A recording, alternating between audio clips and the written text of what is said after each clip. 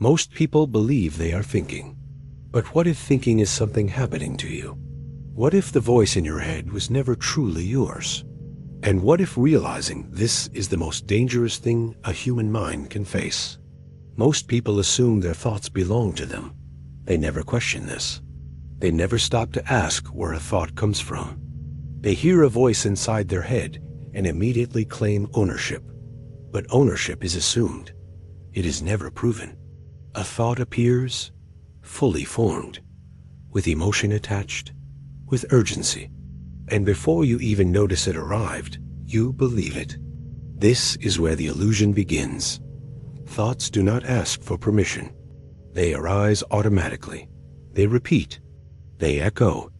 If thoughts were truly yours, you would be able to stop them. You would be able to choose only the useful ones. You would be able to silence fear at will. But you can't, because most thoughts are not created by awareness. They are generated by conditioning. From the moment you are born, your mind is shaped. Language is installed. Beliefs are repeated. Fears are absorbed. Before you ever choose, you inherit parents, culture, education, trauma, media. All of it leaves fingerprints on your mind. Carl Jung understood this deeply. He said that until you make the unconscious conscious, it will direct your life and you will call it fate. Most thoughts come from the unconscious. They are not deliberate. They are reactive. A memory triggers a thought. A tone of voice triggers a belief. A facial expression triggers fear. And the mind responds before you are aware. This is not thinking. This is pattern execution. The brain is a prediction machine. It does not wait for truth. It fills in gaps automatically. It predicts danger. It predicts rejection. It predicts failure, because survival demands speed. Accuracy is secondary. This is why the mind exaggerates. This is why it catastrophizes. This is why it lies convincingly. Fear speaks fluently. And because fear evolved to keep you alive, the mind treats it as priority information. You feel a thought. Your body reacts. And suddenly the thought feels real. This is how belief is born, not from logic, from sensation. Most people think they believe because something is true.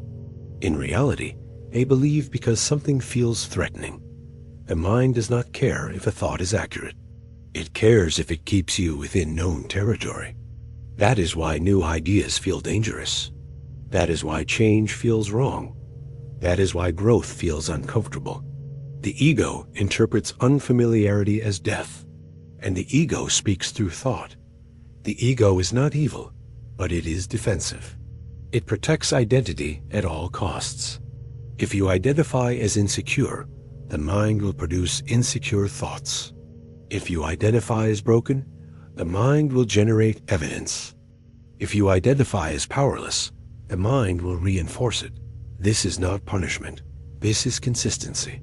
The mind wants coherence, even if coherence means suffering. That is why people stay in mental loops. That is why they repeat the same inner dialogue for years. I'm not enough. It's too late. I'll fail anyway. These thoughts feel personal, but they are inherited scripts. You did not write them. You are repeating them. Awareness changes everything. The moment you notice a thought as an object, it loses authority. But this is uncomfortable, because identity is built from thought. When thoughts lose credibility, the sense of self weakens. This is why awakening feels destabilizing. People say they want truth. What they actually want is certainty. And certainty comes from familiar thoughts. When you stop believing everything the mind says, you enter a strange silence. The mind panics here. It tries harder. It produces louder thoughts, more dramatic stories, anything to regain control. This is where most people turn back. They mistake mental noise for self. But if you stay, if you observe without reacting, you begin to see the pattern. Thoughts arise. Thoughts pass. You remain. This is the key realization. You are not the voice. You are the awareness hearing it. And awareness does not speak. It observes. This is why presence feels peaceful and thinking feels heavy. The mind lives in time. Awareness lives now. Most suffering is mental time travel, regret, anxiety, shame. None of these exist in the present moment. They exist as thoughts about the past or future. Once you see this, the illusion weakens. You stop fighting thoughts. You stop obeying them. You let them pass. This does not make you passive.